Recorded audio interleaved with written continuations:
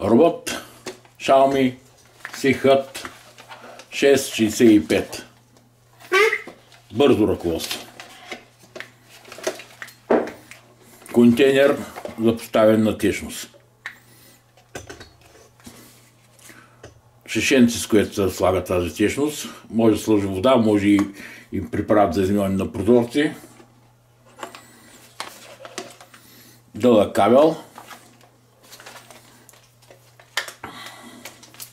Осигурително въже с карабинка. Поставяте течността за измиване в отвора, налива се, затваряте, включвате в контакта, закрепяте осигурителното въже. Поставя се ето така вертикално. Лично при мен, когато опитах да го поставя хоризонтално, се получи забиване в горния край. Понякога забива, понякога не. Но по принцип вертикално натискате, задържате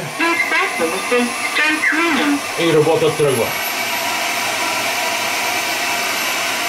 Дистанционно управление, спиране, пускане.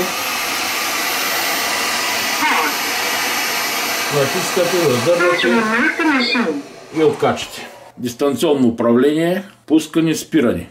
Ляво, дясно, горе, долу, пускане на дюзата за пръскане, старт на цикъла, почистване от определена точка надолу и почистване само в определен участък. Лесно, бързо и ефективно. Това е дюзата. Пръска само когато се движи на дясно. Сменят се, когато се запушат сменени мопове. Лесно се поставят, може да се извади целият диск, но може и без да се вади. Има маркер, който трябва да съвпадне с маркера, който е на мопа. С маркера, който е на мопа.